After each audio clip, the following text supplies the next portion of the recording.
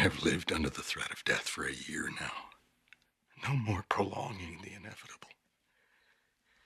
Hey everybody, and thank you for watching another video. My name is Murge, and welcome to the Breaking Bad What If series that I call the Heisenverse, a series where I make a change somewhere in the Breaking Bad or Better Call Saul timeline, and see how that one change ripples throughout the entire universe. And in this video, we're concluding the Breaking Bad Lost Tape series, which all started from a Reddit post describing an episode that never made it to air. But after spending months crafting a story around the very disturbing plot, I think I managed to create a pretty unique timeline of Breaking Bad that shows what Walter White could have become if he was pushed to the extreme. And for some reason, if you're just tuning into the series, or if this is your first time viewing my channel, I highly advise you to watch the first two parts that I have linked in the top right hand corner, because at this point, it's just too much to recap. So go ahead and check it out if you haven't. But for everyone else, welcome back. And before we get started, if you could leave a like on this video to support the channel, I'd appreciate it. Now, let's get into it.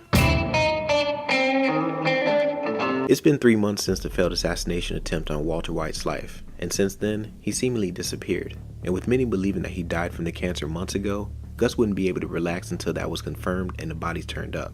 Because although there's not much that Walter can do that can have an impact on his organization, Gus is just not the type of person to leave loose ends hanging around. But if things couldn't get any worse for him, the cartel's been waiting for an explanation in regards to the order that he gave that got one of the Salamanca twins killed. And the longer that he goes without answering, the more they disrupt his business, either from terrorizing the customers at Los Pollos Hermanos or killing the drivers on the road delivering the products. And after a while, it becomes hard for Gus to ignore. So instead of splitting his attention between the cartel and Walter, he makes the cartel his top priority. And in the hopes of putting an end to this, Gus will have a sit-down conversation with Gav, the top enforcer for Don Eladio. And he tells Gus that in order for him to do right by the cartel, they're going to need the chemist that's been cooking the blue meth, which right now has been Gail for the past few months, who's come the closest to replicating Walter's formula. But Gus, not wanting to give up his greatest asset, would instead train someone in Gail's place to go down to Mexico to cook.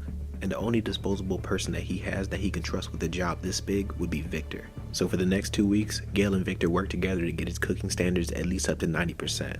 But for Gail, he remembers that when he first came, shortly afterwards, Walter disappeared. And now Gus has him doing the same thing, which has him worried that he might disappear as well. But he keeps his suspicions to himself.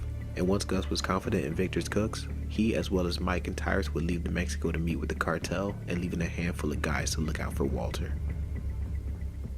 We pick up at a cemetery where Marie's being accompanied by Steve Gomez to bring flowers to the gravestones of Hank, Skyler, and Walter Jr., something she's been doing every week since Hank died.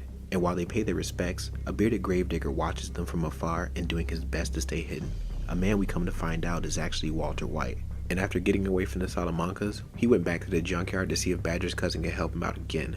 But with him not even having $1 to his name, he begs him for a place to lay low, and in exchange, he'll work for free to do anything. And luckily for Walter, when he gave him the extra money to get rid of his car a few months back, it earned him a favor, and Badger's cousin was able to get him a job at the same cemetery where his family was buried at. And the best part about this whole setup is that the owner would ask no questions and he pays in cash. But $100 a day is barely enough for him to survive off of, and it would seem like pennies in compared to what he was making only a few months ago. But regardless, he doesn't plan on being there long, and the moment he gets situated at his new place of stay, he wouldn't waste any time working on a plan on how he's going to get to Gus. And every day, after his literal grave shift, he spends his time watching all the places he knows Gus to be, looking for any weaknesses that he can exploit.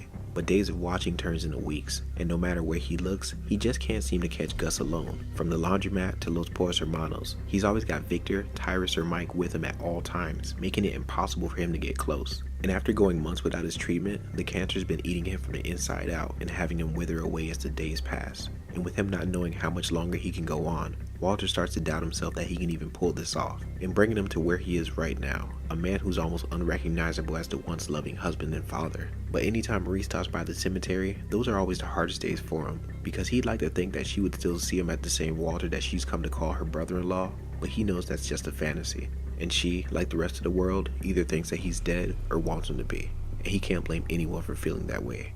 And at his lowest point, he even considers taking his own life, because if he can't get to Gus, then what's the point? And he decides that he wants to spend his last few moments around something familiar. But when he gets to his house, he's overcome with grief when seeing the true aftermath of his actions, because the place that he once laid his head for years is now just a fenced-off piece of abandoned property.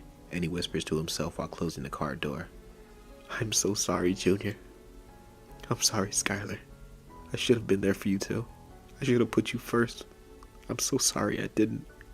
And after getting a crowbar to pry open the door that's been boarded shut, he reminisces while he walks through the hall of his former home.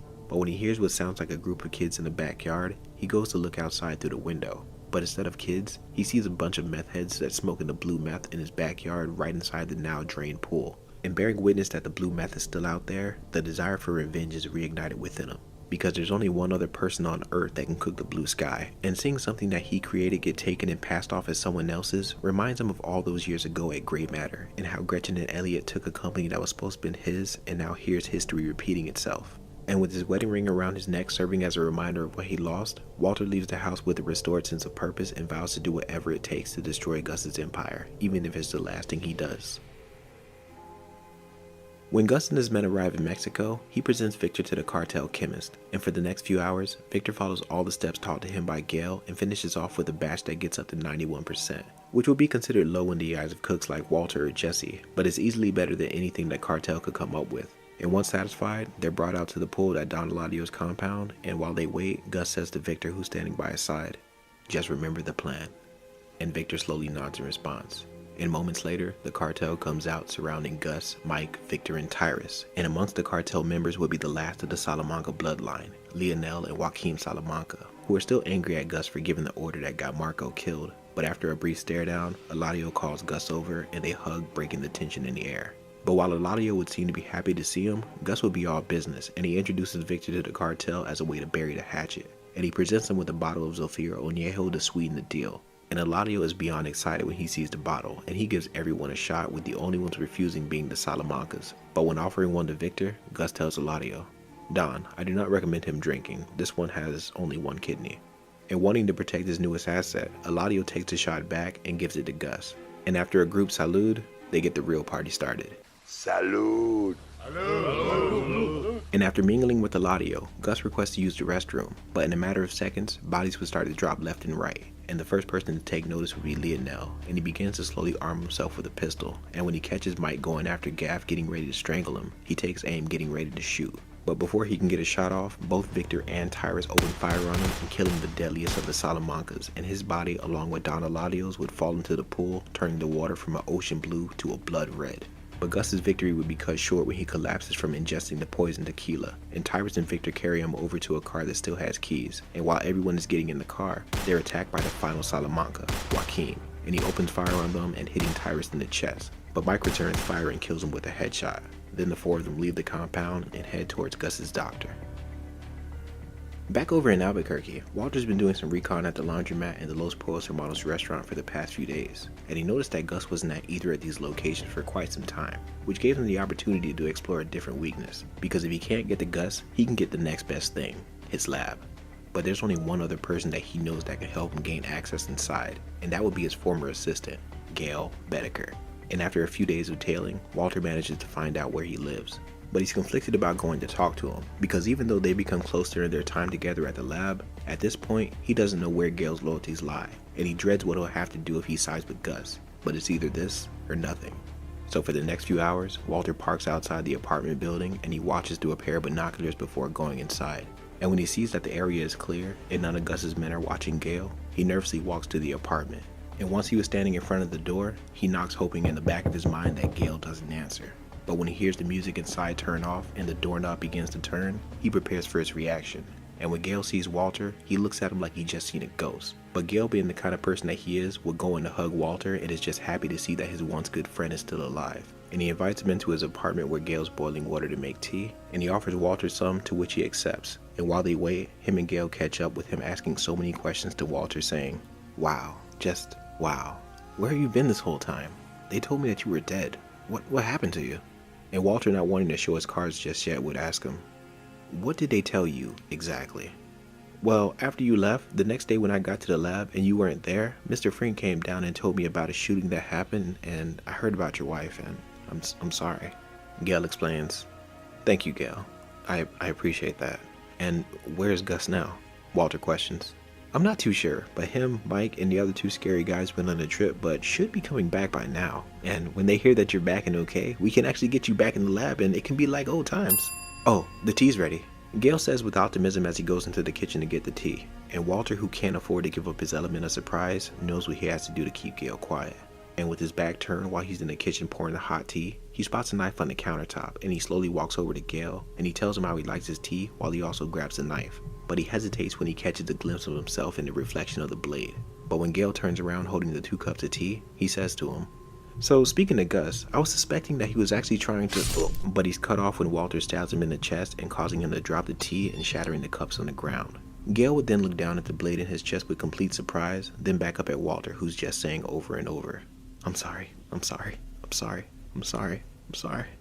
And he would collapse to the ground gasping for air, unable to say a word, and he just continues to stare at Walter as the life leaves his eyes. And he apologizes one more time saying, "I wish things could have been different, Gail." And he wipes his tears before getting the keys out of Gail's pockets. But on his way out the door, he'd hear a phone ring, and when he picks up to check the caller ID, he sees that Gus is calling and putting him at a sense of urgency. Because even though he knows that Gus is out of town, he doesn't know when he'll be back. But with him literally holding the keys to Gus's empire, Walter leaves the apartment, and on his way over to the lab, he makes a stop at the cemetery to say his goodbyes to his family. Back over in Mexico, after leaving Tyrus with the doctor to treat his injuries, Mike, Victor, and Gus made their way back into town. And knowing that he'll have the entire city to himself with no one to answer to, just for a moment, he believes he has nothing to worry about. But when he calls Gail to let him know of their return, and he doesn't answer, immediately paranoia gets to Gus and his mind goes right to Walter White. And just like his suspicion with Lalo Salamanca over 6 years ago, he has that same feeling. But this time around, he tells Mike about the hunch that he has and gives Victor an order saying, "When we get back into town, I need you to stop by Gail's apartment." "I can do that, but why?" Victor questions. And Gus explains while looking out the car window, "For the same reason that me and Mike will be stopping by the lab."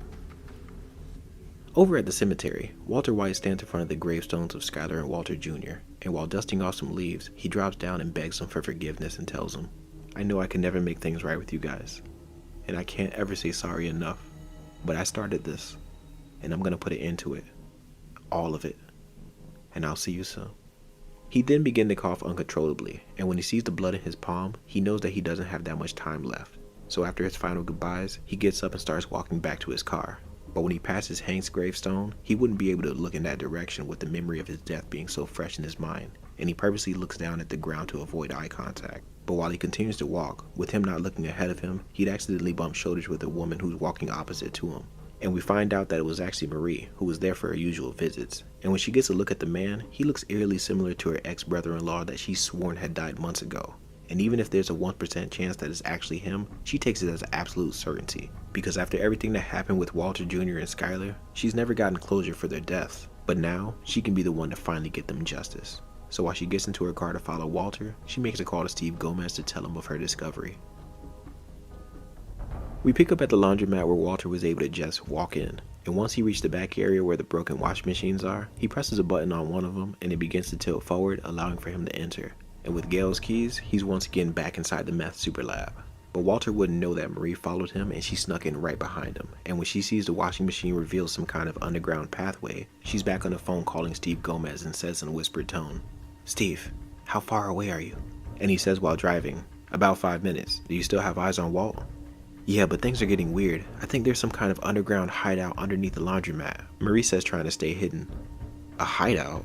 Okay, just stay put and I'll be there soon," Gomez says in a reassuring tone. But things for Marie only get crazier when she spots Gus Fring, the owner of Los Pollos Hermanos, enter the laundromat, and he goes to the same washing machine that Walter did and would also enter through this underground pathway, and she just tells Gomez while getting increasingly nervous, "Please hurry."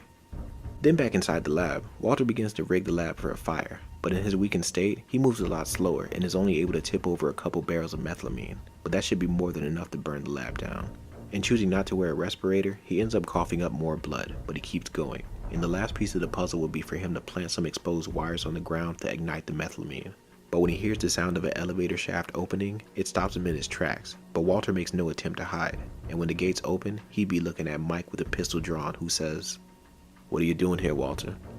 And he says in a fearless tone, "I'm taking back what's mine. Gus, he had no right to use my formula." And then the door from the top railing opens and echoes throughout the lab, showing that Gus has arrived. And he walks towards the railing and says, "Mr. White, do you think doing this will atone you for all that you have done?" Leaving Walter in a trembling silence because in some way, he knows that Gus is right, and he continues to speak while walking down the stairs. "Or perhaps you believe that this will bring your family back in some way. And Gus, who is now face to face with Walter, awaits for a response. And Walter glances down at the wires on the ground, then back at Gus and says, "I'm not doing this for my family. I'm doing this for me." And he coughs up more blood and tells him, "So what? Are you gonna kill me now?" And Gus stares back at Walter before giving a glancing nod to Mike. And seconds later, just above the meth lab, a gunshot will be heard by the police, who are all trying to figure out how to get down there. But Marie would step forward and press the same button on the panel that she's seen Walter use, and they would witness the washing machine begin to tilt forward and revealing a ladder shaft leading to the lab. And Steve Gomez would lead the charge going down the ladder first, with the other officers following behind him. Then back inside the lab, Walter lies on the ground bleeding out from a gunshot fired by Mike, but he notices that he's only inches away from the exposed wires. And as Gus and Mike stand over Walter looking down at him, all he can do is just wait for death. But before Mike can squeeze the trigger to put him out of his misery, suddenly the police would barge into the lab from the top floor, aiming their guns at him. "Police, put the gun down, now!" Gomez says to Mike, and with no other choice, both him and Gus would have to surrender, and he puts the gun down. But while nobody was paying attention to Walter, with the last little bit of strength that he has, he pushes the live wires onto the methylamine that's all over the floor, and with one little spark, the entire laboratory goes up in flames, and giving the officers barely enough time to get out before the lab explodes. And when the smoke clears, all that remains of the once great meth empire is just 3 charred corpses and an $8 million hole in the ground serving as their grave. And for the next few weeks, the fallout of Gus Fring being outed as a drug dealer who was also working with Walter White leads to police not knowing how to address it.